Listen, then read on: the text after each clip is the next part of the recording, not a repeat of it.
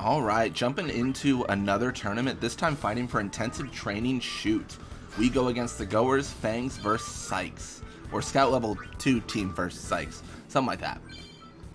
Either way, we did lose the last match. We're not going to set up for manipulation, though. I think we have a fair chance to win these tournaments, and I think if we lose 3 times in a row, maybe. Like, so if we lose this tournament and then we lose the next tournament, then we'll consider, like, okay, maybe we need to make a change. Maybe we can't win without manipulation, but I feel like we're good.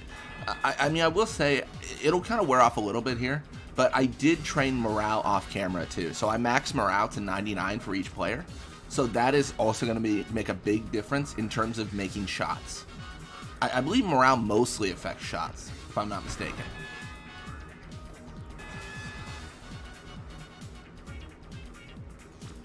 Yeah, it just feels like we've been so dominant in other tournaments, even without manipulation, that we got to give it a shot, right? We can't just assume like, oh, we lose, time to cheat. We can only do that in the beginning.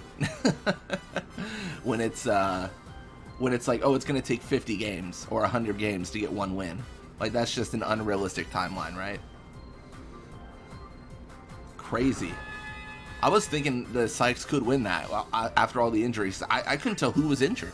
I was like, if that's all Scout Level 2 players, then that is bad news for the Scout Level team. I mean, that is awful. But looks like they're able to fight through it.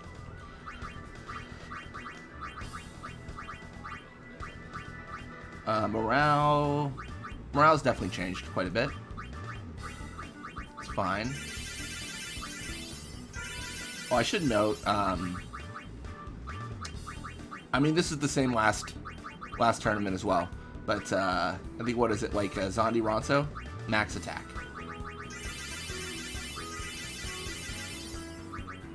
Cool. Perfect. And you know what, I don't know if this is controversial. I'm going to do the pep talk. I think we're going to try the pep talk because that's going to get our morale up, and that feels good, right? That feels like a positive thing to do right now. Perfect. Let's jump in. Let's see what we can do. We are going to overhead max pressure.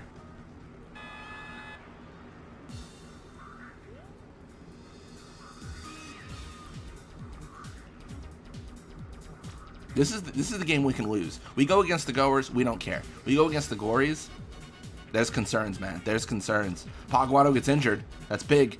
Oh, we have so much pressure. We're trying so many attempts, and we get it. 1-0. Beautiful. Absolutely beautiful. That's what we want to see, man. That's what we want to see. Gonna go up 2-0. That's very welcome. Oh yeah, it's over. With the time on the clock and the injuries they have, they just don't have anyone there, right? Like, no one can block us. I think one of the big skills of the Guado, they have no backliners, do they? Oh my gosh. One of the main skills is their ability to block. We were kind of commenting on this in the last tournament because we were doing volleys against the Kilka Beast, right? And they just weren't intercepted. Like, Deem would look at it and decide, like, nah, I don't want to do that. And Deem had around 40 block in that instance, right? So what we were essentially seeing is that we are able to volley against some teams, but like a team like the Guado Glories, no, we can't. So injuring a backline player is really, really impactful because that block is gone. That interception for the volley is gone. That interception for the shot, gone. So it's definitely impactful. It's hard to tell in the overhead, but because of the increase in morale, we could have been doing more corkscrew shots, and the corkscrew shots cannot be intercepted, to my knowledge. I think they just go into the goal, and hopefully the goalie can stop it, and that's the extent of them. I don't think I've actually ever seen a corkscrew shot blocked. It's also kind of funny though too, because if you pay attention when one happens, occasionally what will happen is the opponent will have someone jump in like they're going to intercept, because they'll move, right? Like, they'll move, but then they won't be able to. Like, their character will move, but they won't actually intercept anything. It just, nothing will happen. What's going on? Okay, there it is. I was gonna say, can I not get morale? What's going on? Alright, cool. I think we're looking at Basik Ronso, right? That's what I thought. Basik Ronso needs this intensive training shoot. We got to see if we can take on the Fangs and win. They are a tough match, but I will say this. The Glories beat the Fangs last time, and we just beat the Glories. So we got this in the bag, right? Easy. Easiest game of our lives. Super simple. Could do this with our eyes closed. But we can't do this without max pressure. We'll keep that up. Oh. Oh, the block is there. Svanda with the catch. That is a shame. Pass to Mep. Mep is the most terrifying player on this team. Mep has the ball. I start quaking in my boots. Start quaking and shaking. Because honestly, he's just so good. He's just so good. He's got like 99 of all stats. He's just, you know... Dude, he's got it all. You're going to have Gazna with the ball. Gazna is going to push mid. Gonna lose the ball. We see this a lot though, right? With these midfield encounters where you just have like encounter after encounter, nothing really happens. It just keeps on being the same thing. Like it's not that crazy. Gonna see Naida pass to Duran. Duran with the ball. Okay. This gets a little bit scary.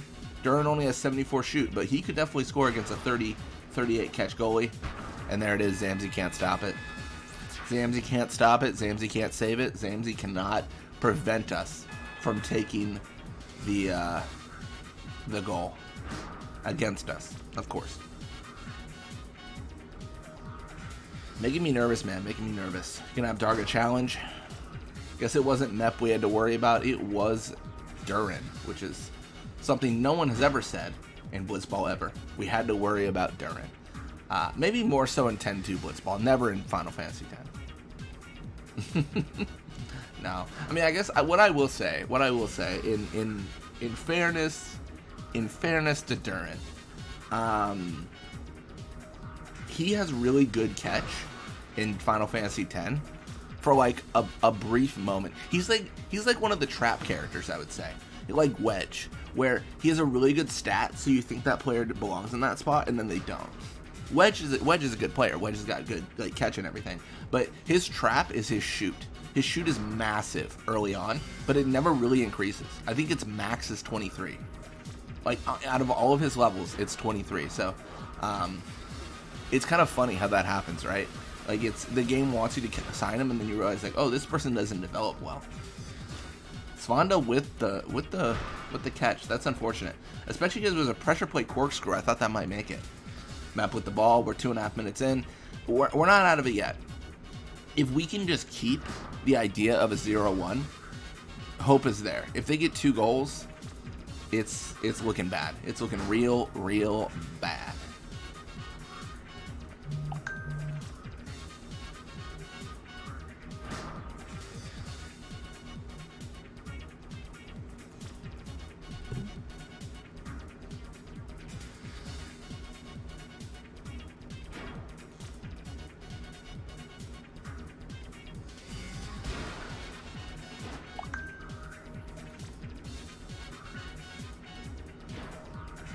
Alright, you're gonna see Gazna pass to our guy.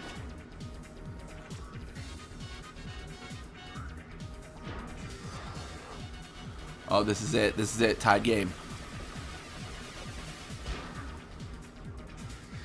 Oh, beautiful. Our guy Ronso, you beautiful, beautiful boy. Seems weird calling this like an over 7-foot Ronso, like probably like 350 pound, you know, Ronso a boy, but you know, he's a beautiful, beautiful boy today.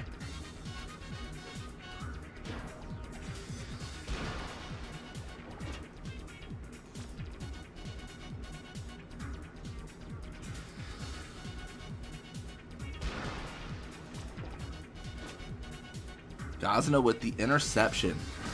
I honestly would have preferred if Naida got it, because I think if we tackle her and injure her, that's like one of the main things we can do to succeed. Like tackle, injury, beautiful.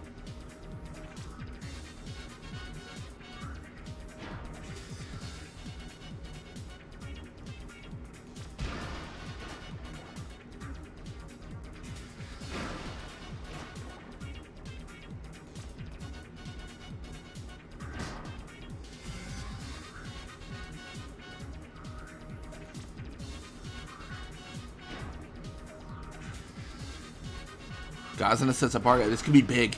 This could be big. Oh, the block is there. I was going to say, with only 20 seconds left, it felt like that could have been the end.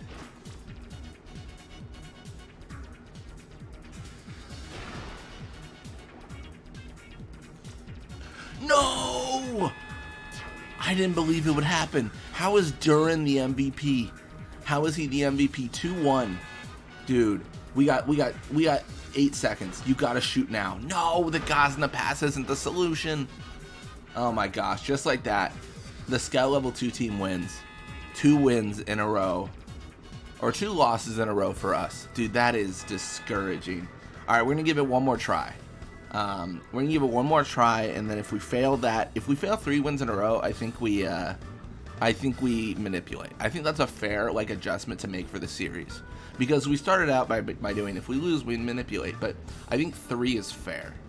I mean, even 2 might be fair, but 3 is even, like, it feels better. But there it is. The Glories win. The Scout Level 2 wins. We get, I don't know, like, stupid second place ruling ring. We probably have 99 of them. Oh, my gosh. All right. Well, thank you all so much for watching. Hope you enjoyed it. And when you come back, going to be playing more Blitzball. Until next time.